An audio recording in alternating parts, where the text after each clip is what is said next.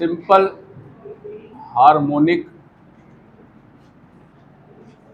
Motion.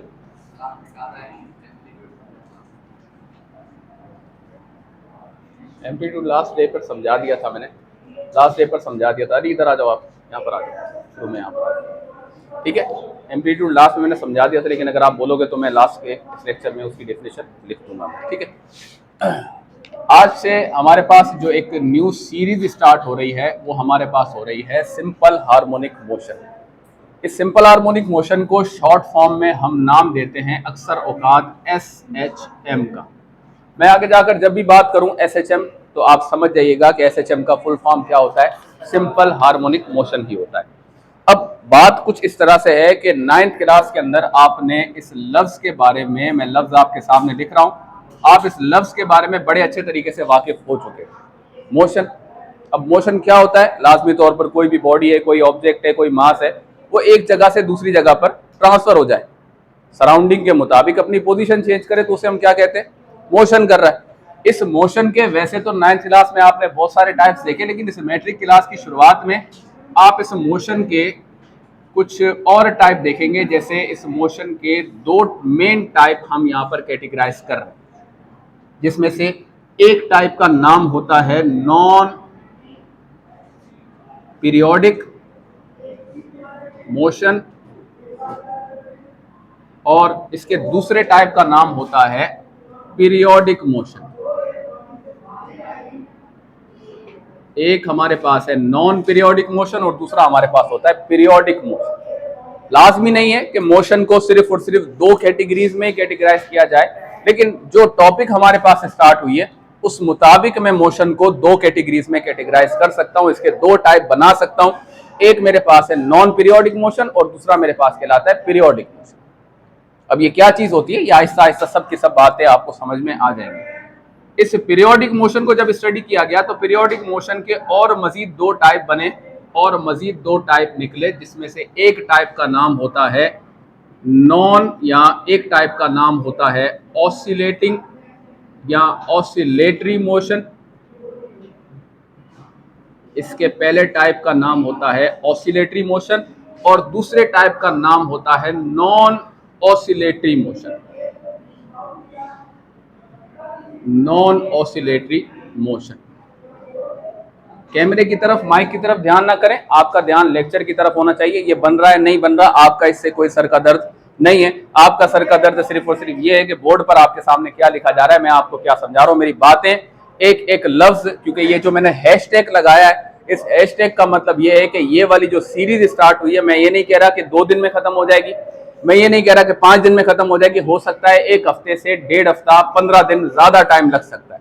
ये फिर आपके इंटरेस्ट के ऊपर डिपेंड करता है कि आप कितना सुनना चाहते हो। जैसे कोई भी बंदा, कोई बयान वाला होता है ना, वो किसी मौलवी जैसे, वो किसी भी महफिल में जाता है तो वहां के अवाम को देखकर फिर वो मौजू का इंतखाब करता है कि मैंने इस मौजू के बारे में तकरीर करनी। तो आपका सुनने का मिजाज होगा तो हम इंशाल्लाह आपको इस SHM के बारे में तफसील टू तफसील बताते जाएंगे। लेकिन आज इसका SHM का सिंपल हार्मोनिक मोशन वाली सीरीज का पहला लेक्चर होने वाला है हमारे पास, जो आपके सामने। मैंने क्या कहा? मोशन के 2 टाइप, एक नॉन पीरियोडिक, दूसरा पीरियोडिक मोशन। पीरियोडिक मोशन के 2 टाइप, एक ऑसिलेटरी मोशन और दूसरा नॉन ऑसिलेटरी मोशन। इस ऑसिलेटरी मोशन के 2 टाइप फर्दर होते हैं, जिसमें से एक का नाम होता है SHM और दूसरे का नाम होता है नॉन SHM। आई थिंक कि अब आपको बात समझ में आ रही होगी कि मैं कहां से बात स्टार्ट की और कहां तक लेकर आया। देखो, हमारी जो मेन हेडिंग है वो क्या है? SHM, simple harmonic motion. अब सिंपल हार्मोनिक मोशन कहां से लेकर कहां तक निकाल कर दिखाया मैंने। लाजमी तौर पर अगर तो मुझे ये सिंपल हार्मोनिक मोशन सीखना है, लिखते भी जाओ साथ साथ, मुझे देखते भी जाओ, सुनते भी जाओ। अगर तो मुझे ये SHM सीखना है, सिंपल हार्मोनिक मोशन सीखना है, तो इसके लिए मुझे सीखना पड़ेगा ऑसिलेटरी मोशन। और अगर तो मुझे ऑसिलेटरी मोशन सीखना है तो इससे ऊपर जाकर मुझे क्या सीखना पड़ेगा? Periodic motion. मेरी बात समझ में आ गई? यानी कि इस SHM तक पहुंचने के लिए हमें इन 2 मंजिलों को पार करना पड़ेगा, जिसमें से पहली मंजिल का नाम पीरियोडिक मोशन, फिर उसके बाद हमें समझ में आएगा क्या? Oscillatory motion. मेरी बात समझ में आ गई? अब ये आज की जो टॉपिक हमारे पास रहेगी, या हो सकता है मौका मिलता रहा तो मैं आगे बढ़ता जाऊंगा, लेकिन पहले हम जो आपको सिखाएंगे वो हम आपको सिखाएंगे पीरियोडिक मोशन। इस पीरियोडिक मोशन की जो डेफिनेशन होगी वो डेफिनेशन कुछ इस तरह से होगी कि अ मोशन, लिखते जाओ इस बात को साथ साथ, अ मोशन विच रिपीट